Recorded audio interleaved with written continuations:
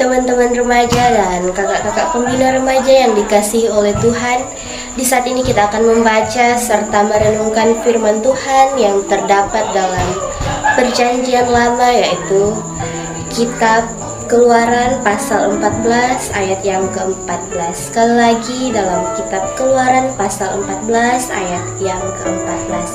Karena ini hanya satu ayat, saya akan membacakan untuk kita semua. Dengan perikop, Firaun bertindak untuk penghabisan kali.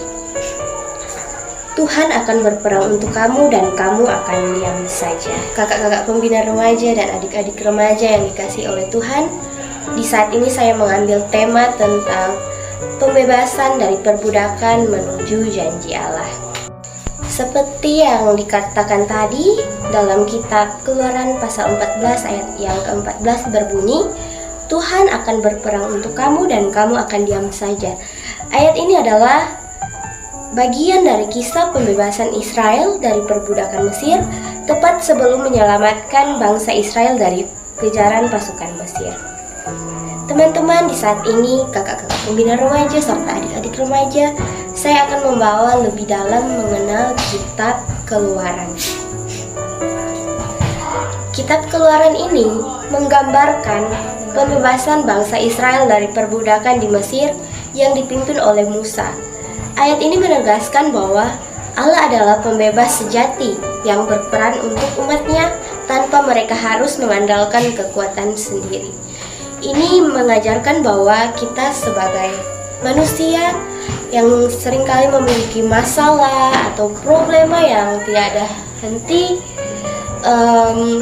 yang terlihat mustahil untuk dihadapi.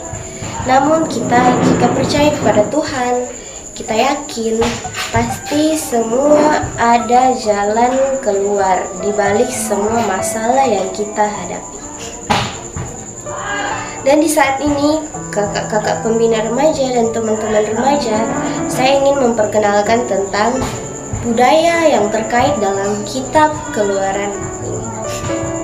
Bangsa Israel dalam kitab Keluaran adalah bangsa yang agraris dan pastoral yang hidup dalam pengaruh budaya Mesir. Mesir sebagai latar utama memiliki peradaban yang maju dengan sistem pemerintahan Firaun yang absolut, penyembahan dewa-dewa, dan piramida sosial yang ketat. Budaya Mesir yang menyembah banyak dewa ataupun teisme menjadi kontras dengan pengajaran Musa tentang Allah yang esa atau monoteisme. Jadi teman-teman, di era zaman Mesir itu masih terkait dengan penyembahan dewa-dewa, di mana semua manusia lebih percaya kepada dewa-dewa dibandingkan ajaran Musa tentang ajaran Allah tentang Kristus. Di saat ini saya akan mengajari tentang apa itu geografis dalam kitab Keluaran. Laut Taberau atau sering dianggap sebagai Laut Merah atau kawasan lain seperti danau yang besar, menjadi tempat terjadinya mujizat atau pembelahan laut. Kawasan itu berada di wilayah yang menghubungkan Mesir dengan tanah Kanaan melalui padang gurun Sinai. Geografi kawasan ini penting karena menjadi rute perjalanan bangsa Israel menuju tanah perjanjian. Di kitab Keluaran juga menceritakan tentang sejarah keluarnya bangsa Israel dari perbudakan di Mesir sekitar abad yang ke-13 hingga 15 sebelum Masehi. Tergantung pada penafsiran ya atau kronologi.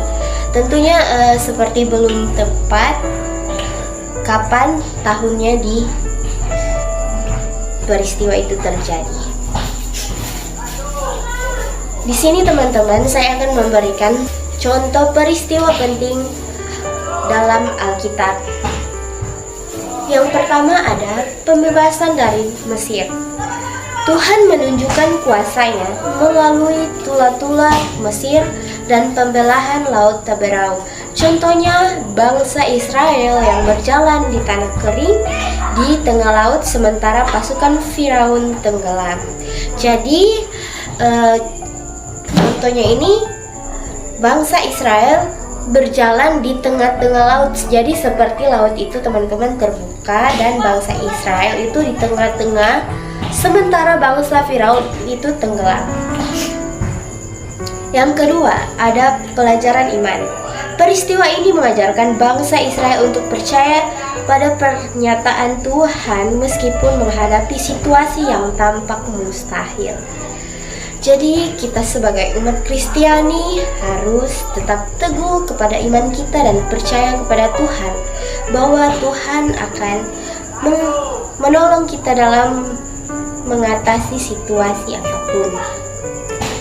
Di saat ini saya akan memperkenalkan atau menjelaskan lebih dalam tentang keterkaitan kitab Keluaran Perjanjian Lama antara hubungan Perjanjian Lama dengan Perjanjian Baru.